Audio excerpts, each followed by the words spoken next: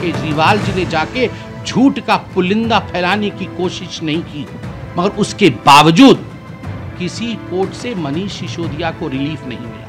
संजय सिंह बड़े बड़े भाषण दे रहे थे, जेल के अंदर हैं, आज भी उन्हें रिलीफ नहीं मिला है। तथ्यों के आधार पर काम करती है कोर्ट, तथ्यों के आधार पर काम करते हैं ये जो जांच एजेंसी है। ये गेट के बाहर घर के सामने बड़े बड़े वचन से, ड्रामा से कुछ नहीं होता है। अतसी जी कह रही हैं अरविंद केजरीवाल एक व्यक्ति नहीं है, वो एक आइडिया है। Then I should say he is a bad idea. Arvind Kejriwal एक बैड आइडिया है। The idea of corruption, the idea of minting money through I would say, through an excise policy. I mean, this is unheard of. A CM who talks about education. Manish Sisodia इनके education मंत्री थे, शिक्षा मंत्री थे। आपने विश्व में कहीं सुना है शिक्षा मंत्री शराब के घोटाले से पैसा बना रहा है? जो सीएम कहता है कि हम तो चांद में भी स्कूल खोल देंगे, वो शराब के पैसे से पैसे बना करके शराब के ठेकेदारों से, शराब के बड़े बड़े माफियों से, डॉन से पैसे की उगाही करता है और करोड़ों करोड़ रुपयों का चंदा लेता है।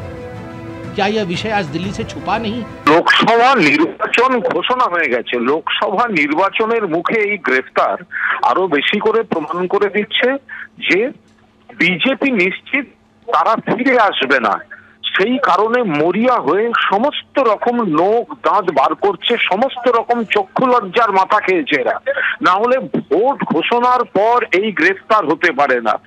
অপোজিশনকে ঠেকাতে, নন বিজেপি পার্টিদের ঠেকাতে তাদের নেতাদের, সেই দলগুলিকে, সেই সরকারগুলিকে এজেন্সি নামিয়ে বিব্রত খেলার খেলা চলছিল। এই খেলা দেশের মানুষের কাছে পরিচিত, কিন্তু ভোট ঘোষণার পর, ভোট প্রক্রিয়া চলাকালীন যেভাবে দিল্লির মুখ্যমন্ত্রীকে গ্রেফতার করা হলো, তাতে এটা বোঝা যাচ্ছে বিজেপি মরিয়া হয়ে গিয়েছে। মরিয়া, পায়ের তলা থেকে জমি সরছে, জনগণ সঙ্গে নেই, দেশবাসীর সঙ্গে নেই। সেই কারণেই তারা এজেন্সির অপব্যবহার করে বিজেপি বিরোধী শক্তিকে তারা এইভাবে আক্রমণ করতে নামছে। আমরা ধিক্কার জানাচ্ছি।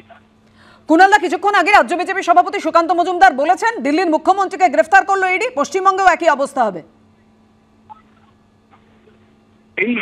এই কথাগুলোতেই বোঝা যায় যে কতটা রাজনৈতিক উদ্দেশ্যপরায়ণ ভাবে চলছে বিজেপি, এবং তারা চালিত হচ্ছে, এই ইডি সিবিআই চালিত হচ্ছে বিজেপিকে দিয়ে। ফলে এই যে সুকান্ত বাবু কথাটা বললেন, তাতে প্রমাণিত হয়ে যায় যে তারাই এর পেছনে আছেন। পশ্চিমবঙ্গের মানুষ একটা দুর্গ তৈরি করেছে। সেই জায়গায় দাঁড়িয়ে এই ধরনের কথাবার্তা বাংলার মানুষ সহ্য করবেন না। আগামী লোকসভা নির্বাচনের 42টা, সুকান্ত বাবু আগে বালুরঘাট জিতে আসুন, তারপর কথা বলবেন।